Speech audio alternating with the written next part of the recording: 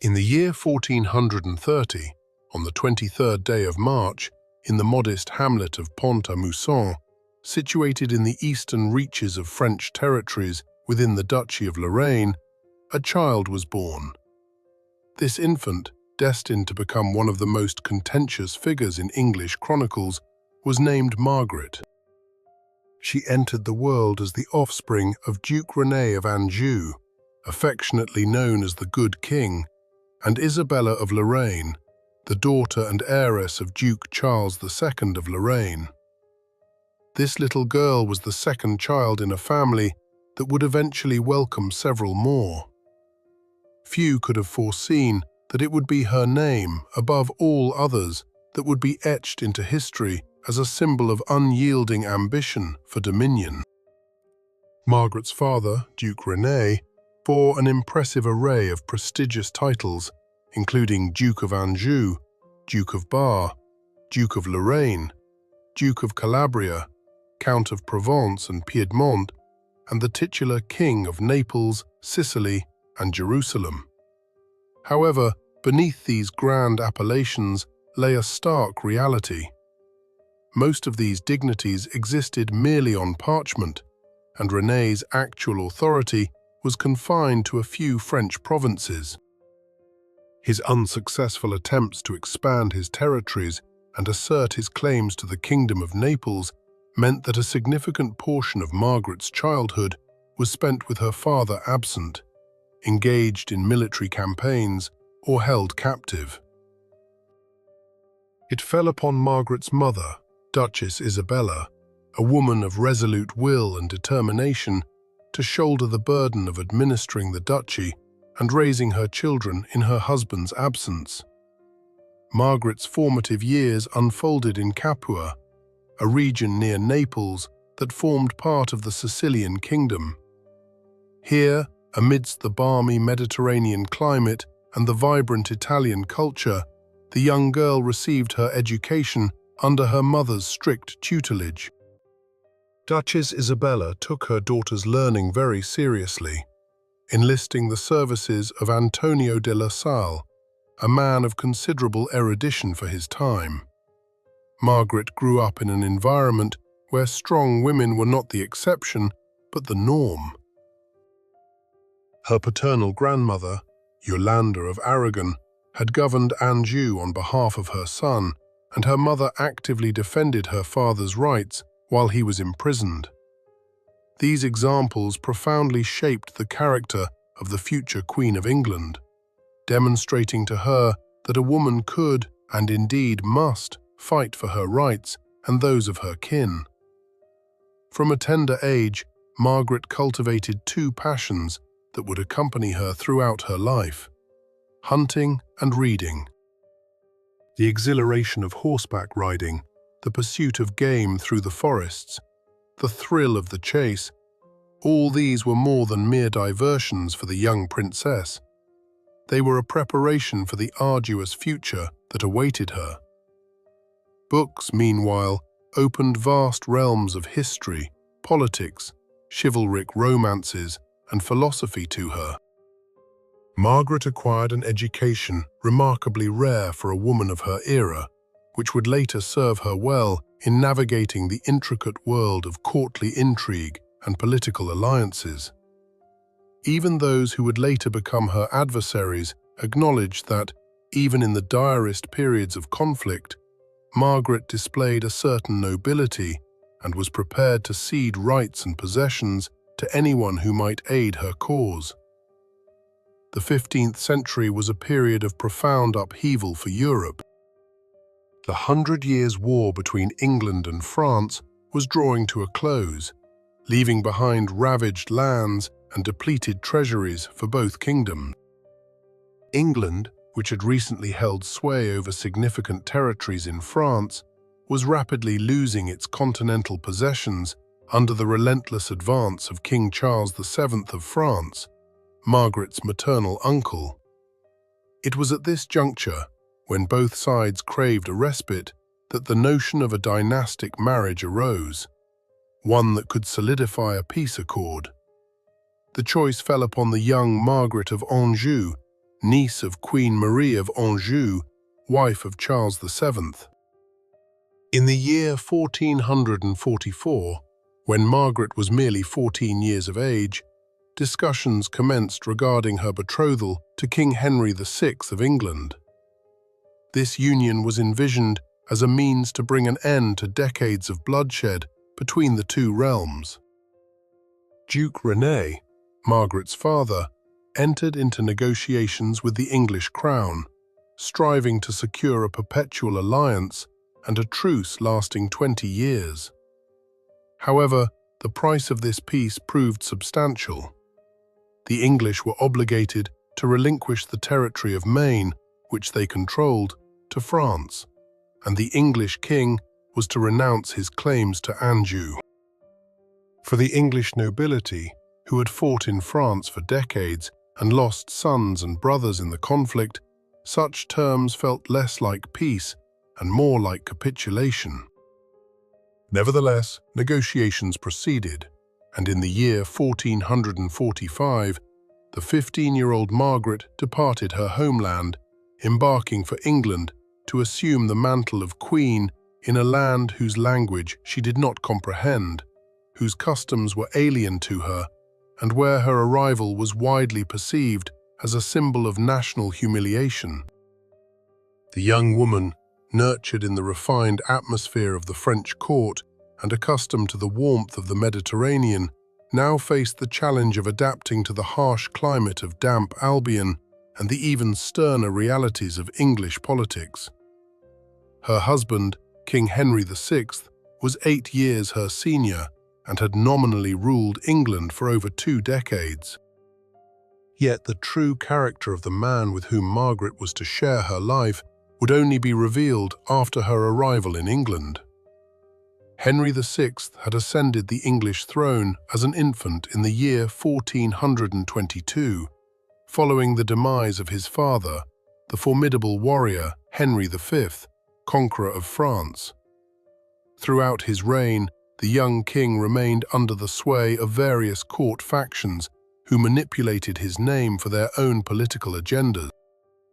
By the time of his marriage to Margaret, Henry had become a deeply devout, peace-loving individual, prone to melancholy and utterly unsuited to the fierce power struggles that raged at his court.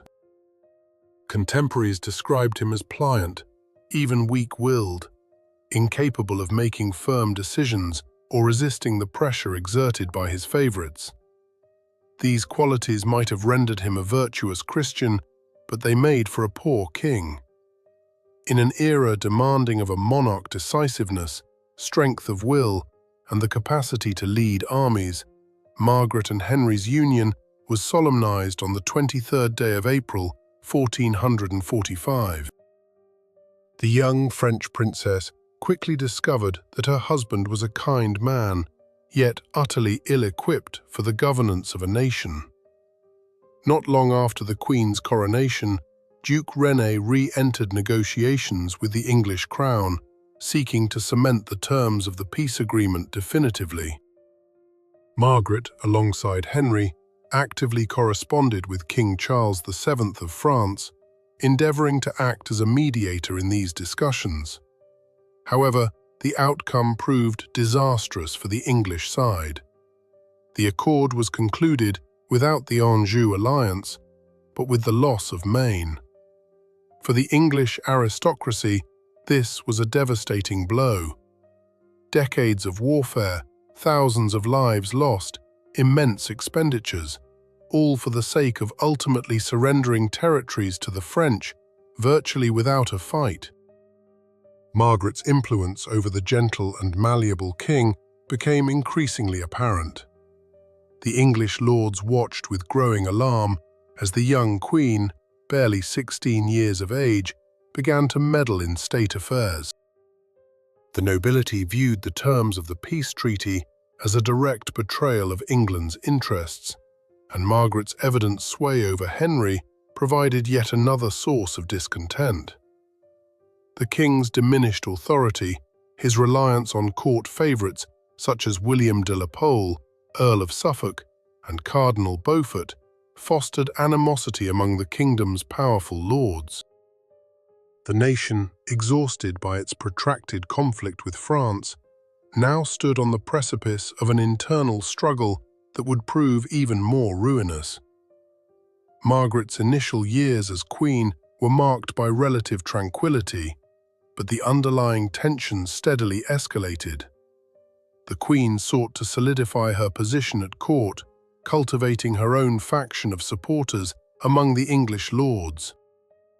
She patronized the arts and education, founding a college at Cambridge that bears her name to this day. Yet, beneath the outward splendor of courtly life, deep divisions festered. The primary antagonist to the Queen and her circle became Richard Plantagenet, Duke of York, one of the kingdom's most formidable magnates and, crucially, a descendant of King Edward II through the male line. His claims to the throne were no less valid than those of Henry himself, whose Lancastrian dynasty had seized power through usurpation in the year 1399. In the year 1453, an event occurred that should have bolstered Margaret's position, but instead hastened the approach of catastrophe. On October the 13th, the Queen gave birth to a son, whom they named Edward, Prince of Wales. It would seem that the birth of an heir should have stabilized the situation and ensured dynastic continuity. However, merely a few months after her son's birth, in August of 1453, something dreadful befell King Henry. He suddenly lapsed into a state of complete prostration from which he could not be roused. The king failed to recognize those around him, did not respond to appeals, and was incapable of making decisions. Modern historians posit that Henry suffered from a hereditary mental illness, passed down from his maternal grandfather, King Charles VI of France, notorious for his bouts of madness. The king's affliction placed the kingdom in a dire predicament. Who was to govern the country while the monarch remained incapacitated? Margaret attempted to seize control, demanding the appointment of a regency, but the English nobility was disinclined to accept the rule of a woman, and a French one at that. Instead, Parliament, in March of 1454, appointed the Duke of York as Lord Protector. This represented a crushing blow to Margaret. Her political adversary was granted absolute authority over the kingdom, while she herself was sidelined from governance. The Duke of York immediately commenced implementing policies aimed at curtailing the influence of the Queen and her adherents.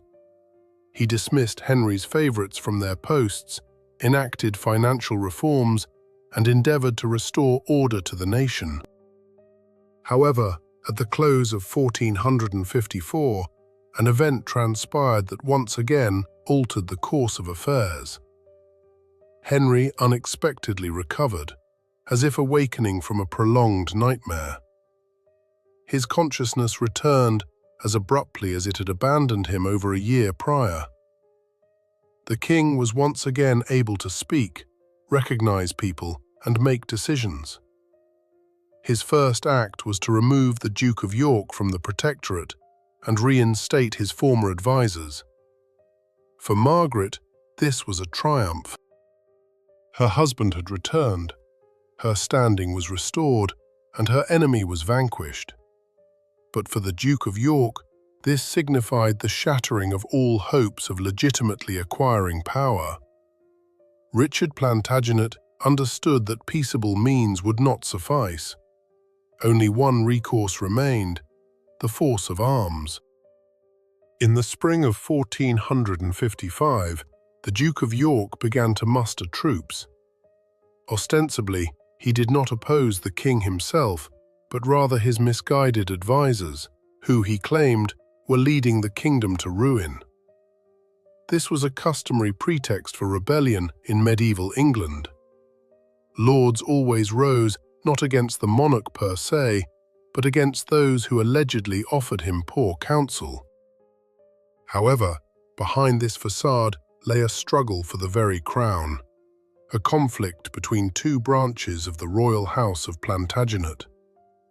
Margaret fully grasped the Duke's true intentions, and in May of that same year, a mere 5 months after Henry had succumbed to his illness, she convened a grand council to which the Yorkists were conspicuously not invited.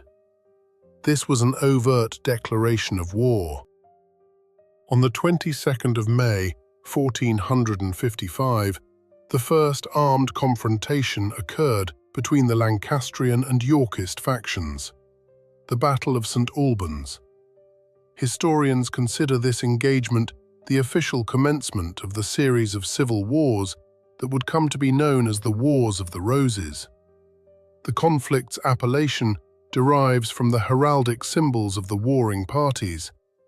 The Lancastrians utilized a red rose in their emblem, while the Yorkists employed a white rose. The Battle of St. Albans was brief and concluded with a Yorkist victory. King Henry was struck in the neck by an arrow and taken captive by the Duke of York. Several prominent Lancastrian supporters perished in the fighting. Margaret, with her young son Edward, fled to safety, comprehending that her life and that of the heir to the throne were now in peril. Following the Battle of St. Albans, the Duke of York hesitated to depose Henry and proclaim himself king. He resumed his role as Lord Protector, and Henry remained the titular monarch, albeit under the complete control of the Yorkists. The ensuing years were characterized by intense confrontation. Margaret seized every opportunity to rally forces for the struggle. She forged alliances with Scottish lords, the French king, Welsh princes, and anyone who could assist her in reclaiming power. The Queen proved indefatigable in her efforts, transforming from a young French princess into a seasoned politician and military strategist. If her husband was too mild and indecisive for the era, Margaret possessed all the qualities requisite of a medieval ruler: will, resolution, and ruthlessness towards her enemies. In the year 1459, the tension reached a critical point. Margaret succeeded in amassing considerable forces, and the Yorkists felt threatened. The Duke of York understood that the Queen would not rest until she regained full authority and avenged her humiliation.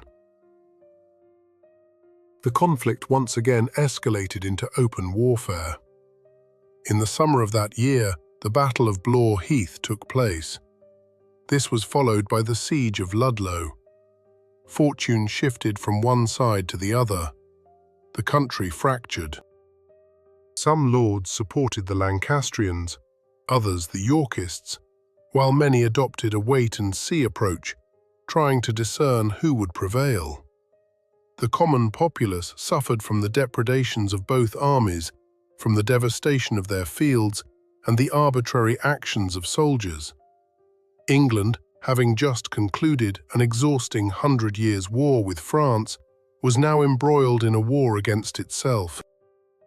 On the 10th of July, 1460, the Battle of Northampton occurred, marking a pivotal moment in the war's initial phase. The Yorkists achieved a decisive victory, and King Henry was once again captured. This time, the Duke of York opted for a more radical course of action. In October of that same year, he appeared before Parliament and formally asserted his claims to the throne, based on his lineage from King Edward II. Parliament found itself in a precarious position. On one hand, Henry was the anointed king. On the other, Richard of York's arguments concerning his right to the crown were considerably persuasive from a dynastic perspective. A compromise was ultimately reached. Henry would remain king until his death, but following his demise, the throne would pass not to his son Edward, but to the Duke of York and his descendants. This parliamentary decision represented utter ruin for Margaret. Her son, the young Prince Edward, was deprived of his rightful inheritance. Everything she had fought for, her child's dynastic rights, her family's future, was now in jeopardy. The Queen could not and would not accept such an outcome. She fled to the northern reaches of England, to territories where the Lancastrian cause held particular sway. There, amidst the hardy northern lords who remembered their fealty to the House of Lancaster, Margaret assembled a new army. This time, she was resolved to deliver a crushing blow to the Yorkists. The war entered a new, even more sanguinary phase, and Margaret of Anjou prepared to demonstrate the capabilities of a woman defending her son's rights. The winter of 1460 to 1461 was severe. Across the snow-laden roads of northern England, troops gathered by Margaret of Anjou advanced. The Queen personally led the military campaign, accompanied by her 7-year-old son, Edward, the living embodiment of Lancastrian claims to the throne.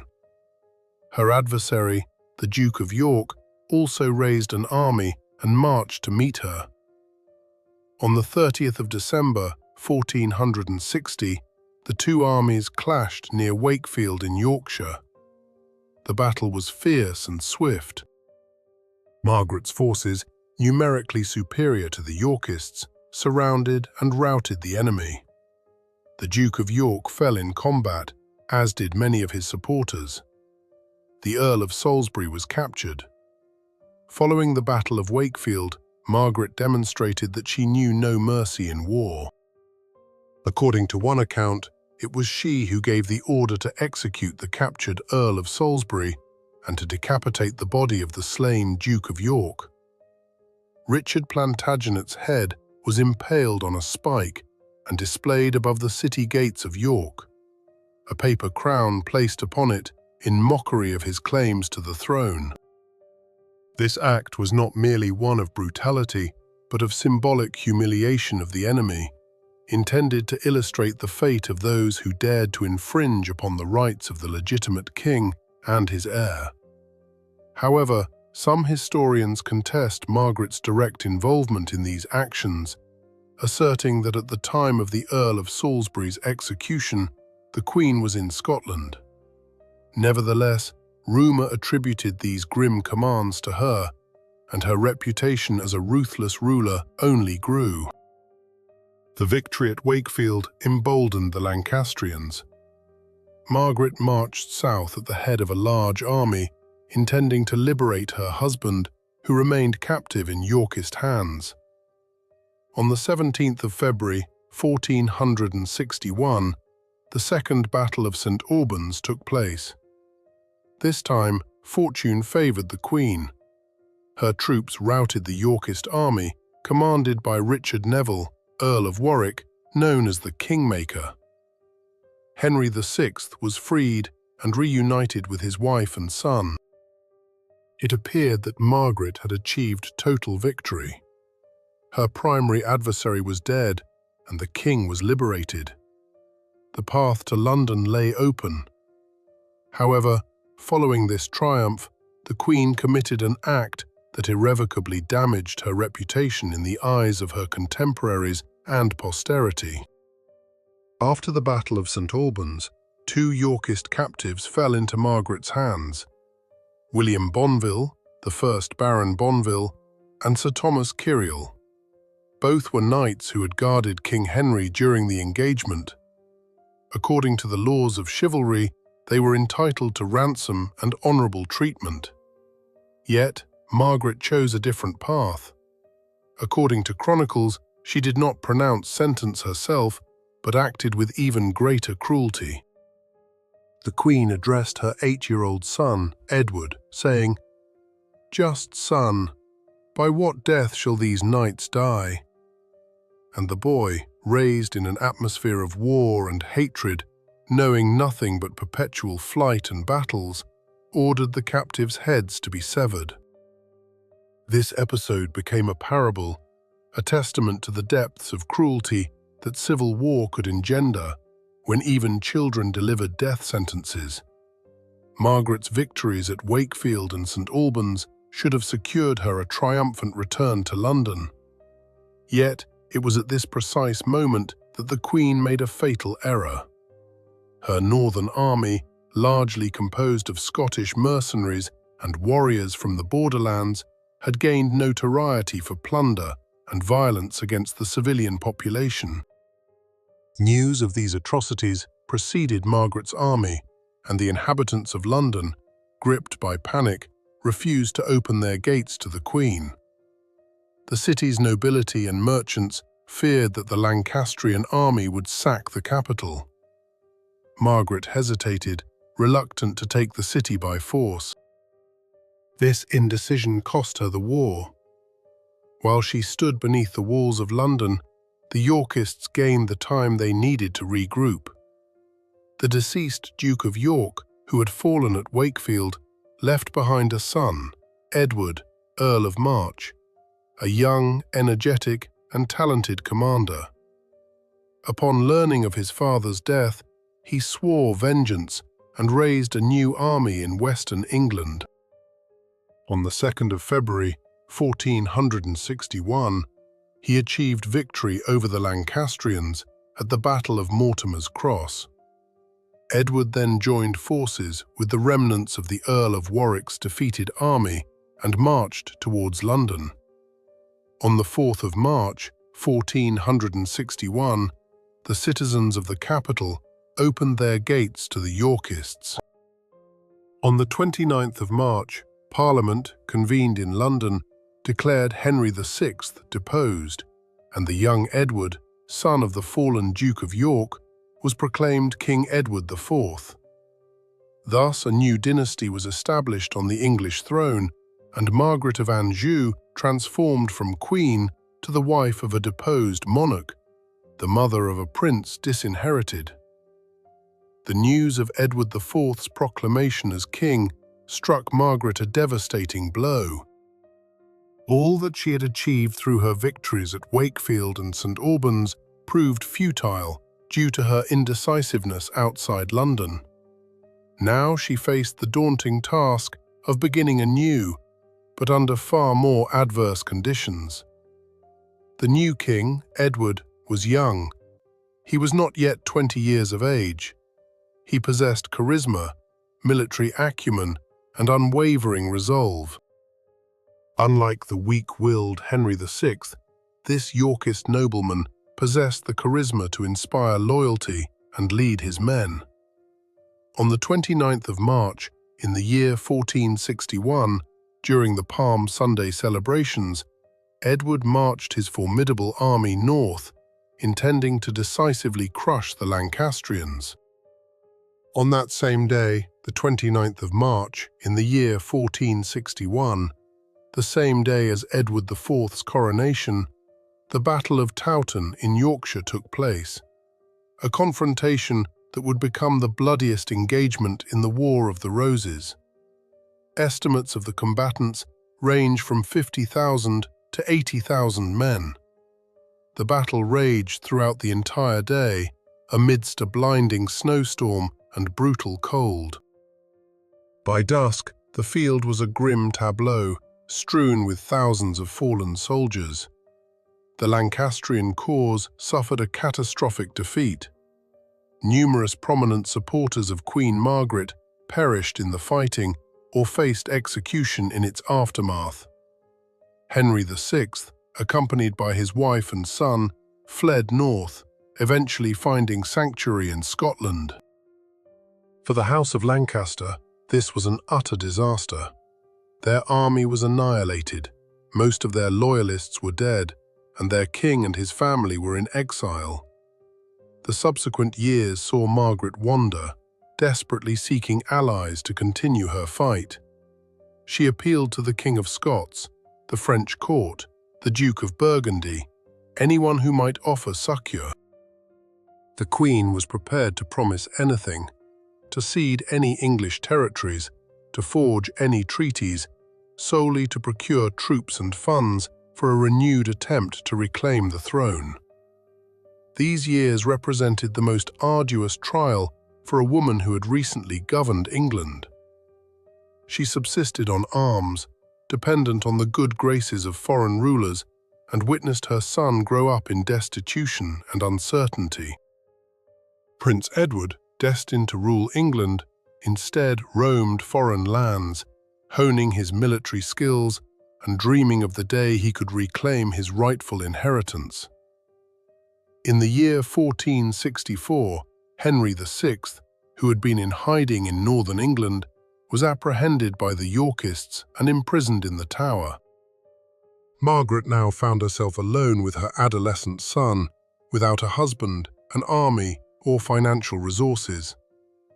It appeared the Lancastrian cause was irrevocably lost, with Edward IV firmly entrenched on the throne, seemingly beyond the reach of any opposing force. However, the political landscape of England proved far more intricate and volatile than initially perceived. The new king, despite his evident talents, made missteps that alienated even those who had elevated him to power. Chief among these disillusioned allies was the Earl of Warwick, the kingmaker, who believed he had personally placed Edward on the throne and therefore felt entitled to dictate policy. The friction between the king and the Earl of Warwick escalated gradually. The decisive turning point was Edward IV's marriage. Instead of the dynastic union with a foreign princess that Warwick had championed, the king secretly wed Elizabeth Woodville, an English noblewoman of Lancastrian descent. This marriage was scandalous. The king had prioritized personal affection over political expediency, marrying a woman not only of common birth, but also with ties to Yorkist adversaries. Warwick viewed this as a profound personal insult. When the new queen began to promote her numerous relatives to positions of influence, sidelining the king's established advisors, the Earl recognized his diminished sway over the monarch he himself had crowned. A new web of intrigue began to spin, one that would lead to events extraordinary even for that turbulent era.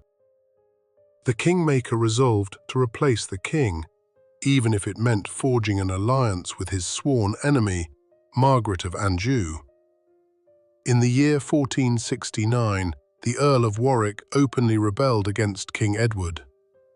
Failing to depose him by force of arms in England, the kingmaker fled to France, seeking refuge at the court of King Louis XI. It was there, within the royal confines of Angers, that a meeting occurred which sent shockwaves across Europe. The Earl of Warwick, a man responsible for the deaths of countless Lancastrians and for placing Edward of York on the throne, met with Margaret of Anjou, a woman who had dedicated her life to opposing him. This encounter was orchestrated by Louis XI, King of France and a cousin of Margaret, who saw an alliance between Warwick and the Lancastrians as a means to weaken England and bolster French influence. The negotiations between Margaret and Warwick were fraught with immense difficulty. Too much blood had been spilled between them. Their mutual animosity ran too deep. The Queen remembered the Battle of Towton, where thousands of her supporters had perished, and the years of exile and humiliation. The Earl, in turn, could not forget Margaret's role in the executions of his relatives and friends. Nevertheless, both understood that only by joining forces could they hope to overthrow Edward IV. Ultimately, a compromise was reached. Warwick acknowledged Henry VI as the legitimate king and pledged to restore him to the throne. As a guarantee of this new accord, Warwick's daughter, Anne Neville, was betrothed to Prince Edward, Margaret's 17-year-old son. This union was intended to bind the two warring houses and secure future reconciliation. In the autumn of 1470, the Earl of Warwick landed in England at the head of an army. King Edward IV was caught unprepared by the invasion. Many of his supporters defected to Warwick's banner, forcing Edward to flee overseas to Burgundy. On the 3rd of October, in the year 1470, Henry VI was liberated from the Tower and proclaimed King of England once more. Margaret, at that time in France, could scarcely believe what had transpired. After 10 years of defeat, exile and despair, her husband was king again and her son recognized as the heir apparent. It seemed fortune had finally smiled upon her, that all her suffering and struggle had not been in vain.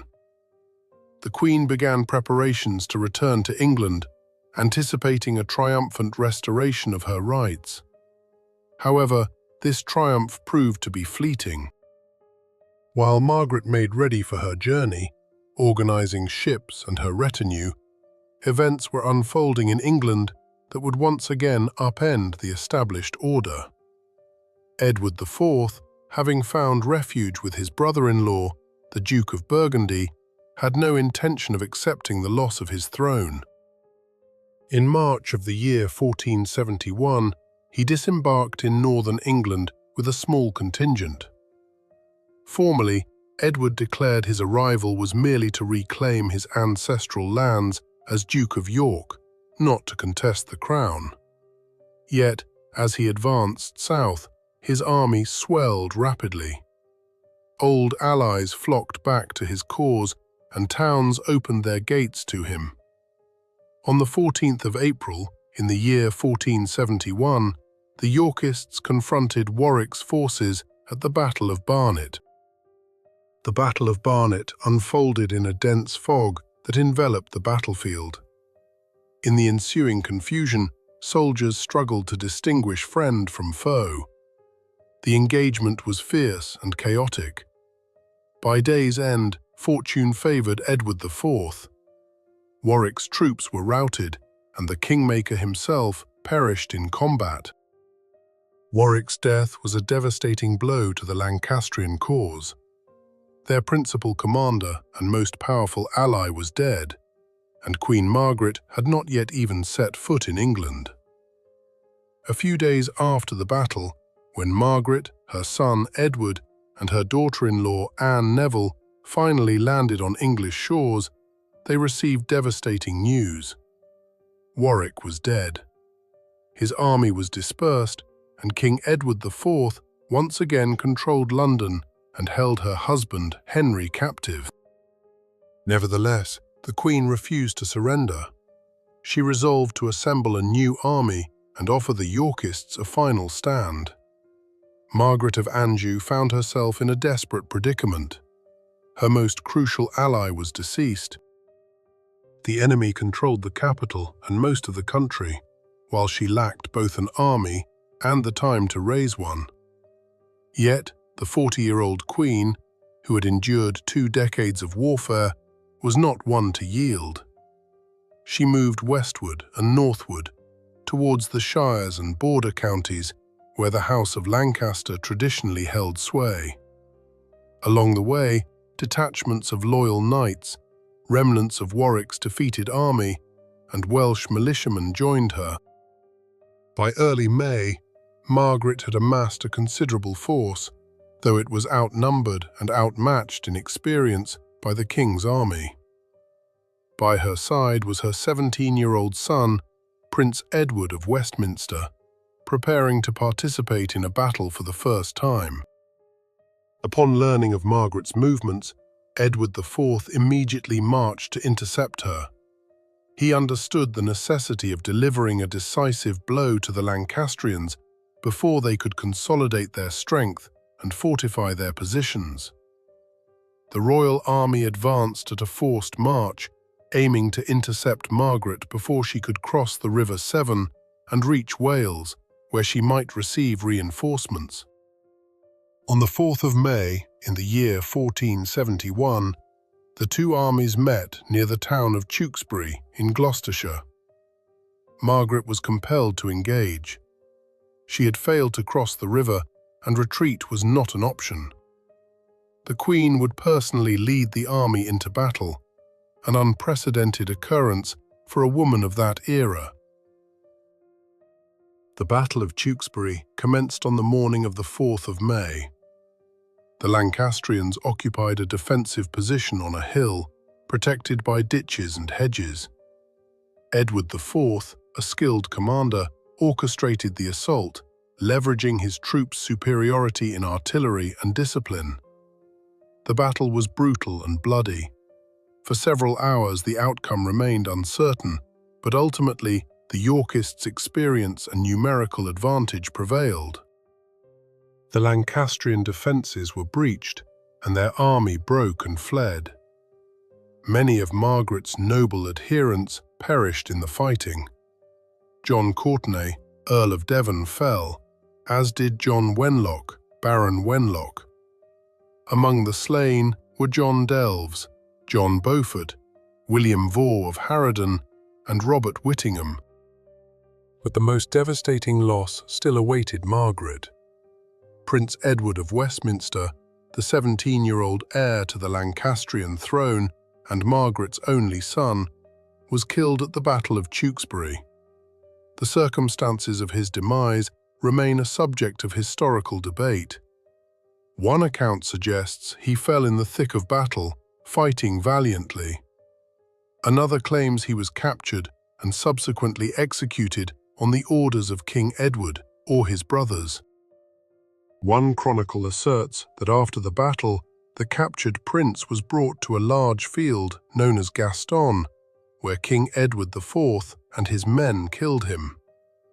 Regardless of the precise details, the young man upon whom Margaret had placed all her hopes, for whom she had waged war for 20 years, sacrificing everything, was dead. With his death, the last hope for the House of Lancaster to regain power vanished. The direct male line of the dynasty was extinguished. Margaret herself was captured shortly after the battle. The 41-year-old woman, who had once been Queen of England, who had commanded armies and instilled fear in her enemies, was now a captive of the Yorkists.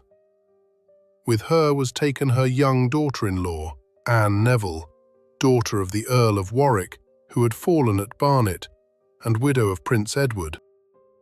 For Margaret, this marked the end of all her hopes and dreams. She had lost her son, her freedom, and would soon lose her husband. On the 21st or 22nd of May, King Henry VI died in the Tower. The official pronouncement was that he had succumbed to melancholy and grief upon learning of his son's death and the defeat at Tewkesbury. However, nearly all contemporaries and later historians believe the unfortunate king was murdered on Edward IV's orders to definitively eliminate the Lancastrian threat.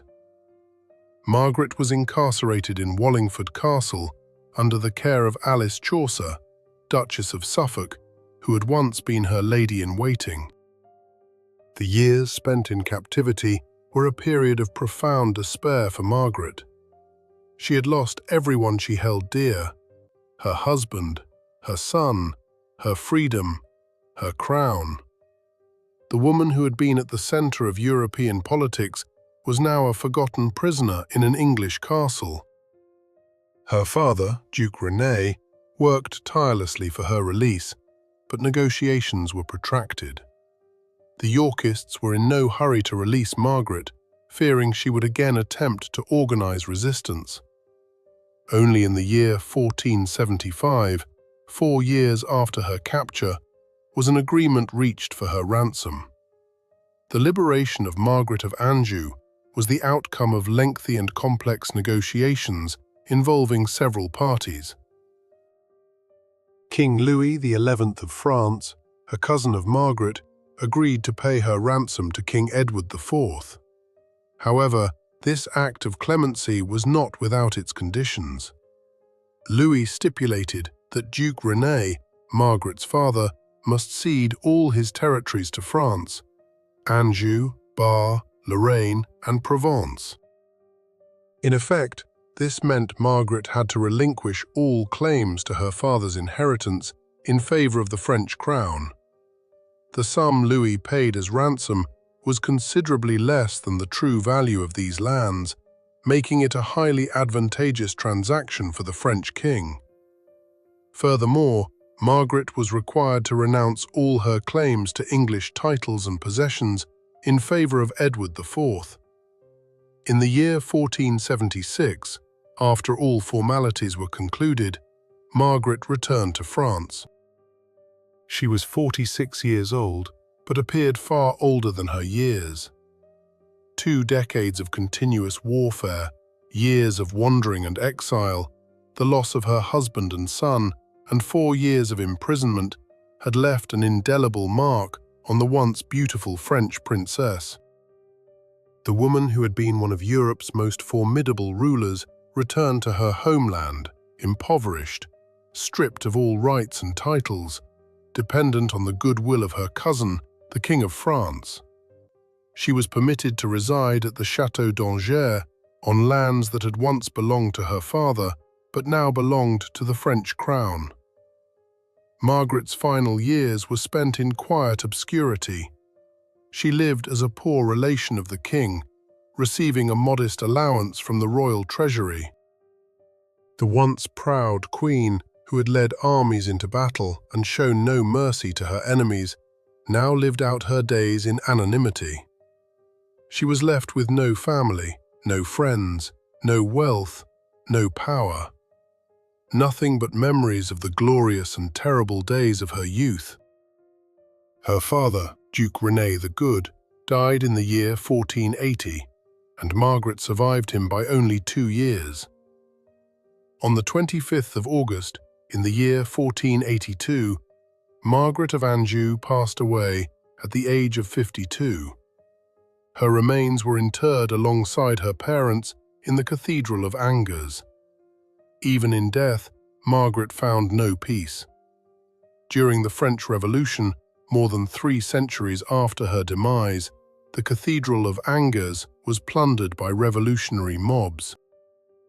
Margaret's tomb, like those of her parents, was desecrated, and her remains scattered. Thus ingloriously ended the story of a woman who had once been Queen of England, and whose name had struck terror into her enemies. History judged Margaret of Anjou severely.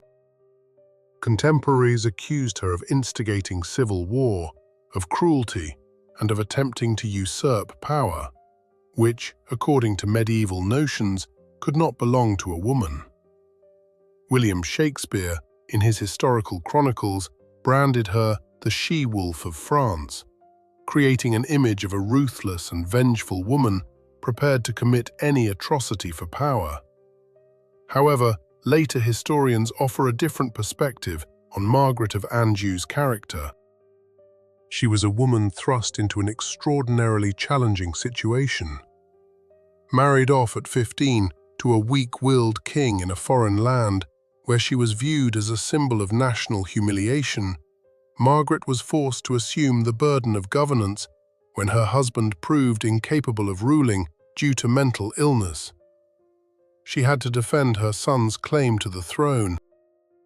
While she was indeed harsh, she was no more so than her male adversaries, who executed prisoners, betrayed allies, and eliminated rivals without hesitation.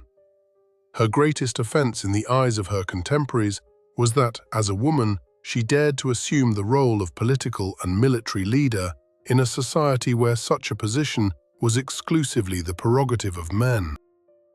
Margaret of Anjou was one of the pivotal figures in the Wars of the Roses, a conflict that lasted over 30 years and claimed tens of thousands of lives.